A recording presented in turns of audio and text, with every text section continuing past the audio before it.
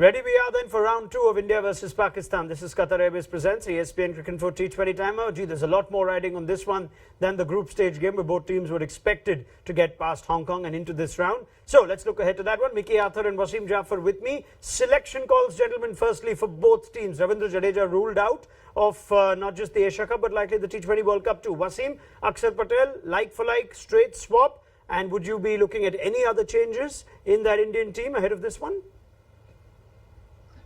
Definitely like for like for Ravindra Jadeja to Axar Patel. I think he plays without a doubt because India doesn't have any left-handers at the top of the order.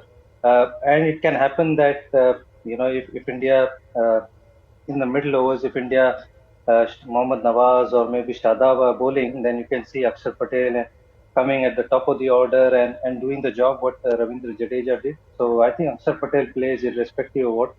Another one is probably Avesh Khan to Ravi Bishnoi. I'll be tempted to put in Ravi Bishnoi because he gives a different, dimension to the attack. Yajwinder Chahal is not getting much spin. We have seen that. So, another leg spinner is a positive way of looking at things. I'd be tempted to play Huda as well, but then you make your batting heavy, but you still need to bowl well.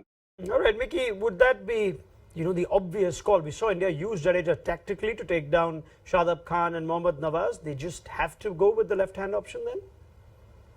Yeah, I do. I agree with Wasim. I think they need a left-hand option, particularly in the middle against the two Pakistan spinners. We saw Jadeja play that role exceptionally well. I also like Wasim's combination with Punt at the top of the order, and that was something we discussed before the first game. I think, if you can find a way to get him in, he's dangerous. He takes the game on. So I would go along with that. Ravi Bishnoi as well, fantastic bowler.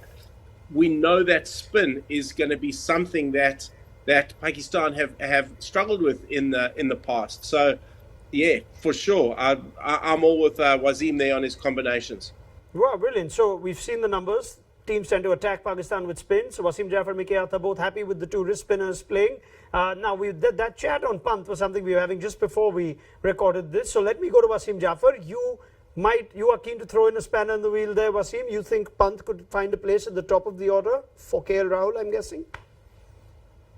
Yeah, I'd be tempted, especially against Pakistan to throw in Pant as an opener. KL Rahul hasn't found his touch yet, even though he's a class player. Don't get me wrong. But just at the current form, he hasn't played much cricket. He hasn't had much cricket. So I'd be tempted to throw in Pant there because if he bats through that power play with Mohammad Nawaz and Shadab Khan to bowl, it's a dangerous proposition. And with Axar Patel coming in later on. Wow. All right. Let's see if India make those sorts of changes. They don't necessarily make changes when they're winning. Let's see if these tactical calls are something that Rohit Sharma is tempted with. Now, what about for Pakistan? Shahnawaz Dahani out of this one. Mickey, their options are Hassan Ali or Mohammad Hasnain. Which way would you go? Yeah, look, those are the two options they have. I might be tempted against India to go with experience. So to go with Hassan Ali.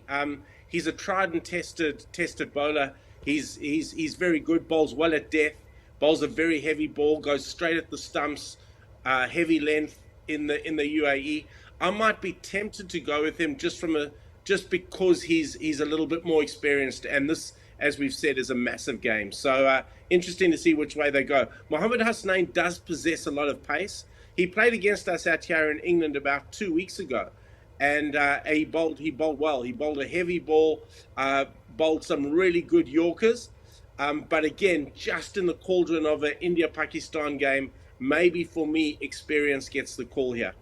All right, fair enough. Let's see which way both teams go. Now, before we leave you, let's get into one big talking point which Gaurav Sundaraman, our senior data analyst, has dug up for us, for Mickey Arthur and Wasim Jaffer to just think about. So let's go to GS and see what he's got for us today. Hi guys, today I have something very interesting, especially when it comes to Pakistan's approach towards batting. Very interesting stat that I picked out. I wanted to pick your brains on power hitting. Look at the contrast. Let's look at India and Pakistan. If you look at the balls per six overall, India's is 16, they score the six once every 16 balls. Pakistan score a six every 22 balls. It is a difference of 6. Great. I had a look at it. Then I went a bit deeper. Then I saw face-wise. Here is where you start to find a bit of a contrast. In the depth, Pakistan scores a 6 once every 8 balls and India scores a 6 once every 10 balls. But in the power play, this is where I need to know what Mickey thinks. At the power play, India scores a 6 once every 18 balls. Pakistan scores a 6 once every 46 balls. That's literally 1.5 games. And then when you look at the middle overs, India scores a 6 once every 19 balls and Pakistan scores a 6 every 30 balls. Again, a lot of contrast. But when you look at the boundaries, it's more or less same. Boundaries in the sense just 4s. I looked at balls per 4. When you look at that, it's more or less very even Stevens across the board. That means I think Pakistan rely a lot more on boundary hitting, 4 hitting than 6 hitting. I think that's one area I feel the data says that Pakistan need to improve. How will Mickey kind of solve this problem, the power hitting contrast of India and Pakistan? Mickey Arthur, would you be concerned that the team is not hitting as many sixes in the power play or the middle overs, yet is getting scores and getting more boundaries? I wonder if you would be too alarmed by those numbers that GS put up. Yeah, look, it is alarming. And I know when I coached Pakistan, those were things that we looked at in depth. With Babar Azam at the top of the order, he hits gaps. He hits good cricket shots on the ground. He hits a gap. That's why the four numbers are quite good. They don't hit sixes, and that is why I'd be tempted to throw a guy like Fakhar Zaman in at the top of the order, simply because he is a six hitter. When he gets going, as I said before, he hits balls in different areas, but he hits them over the boundary. It's interesting, the stats at the back end, and I think we've seen with Kustal Shah and Asif Ali coming into the equation now, they have that ability at the back end to hit sixes, but with Rizwan, Babar, etc. at the top of the order, they are boundary hitters, but the boundaries generally become 4s because they hit proper cricket shots. It is an area that they need to look at.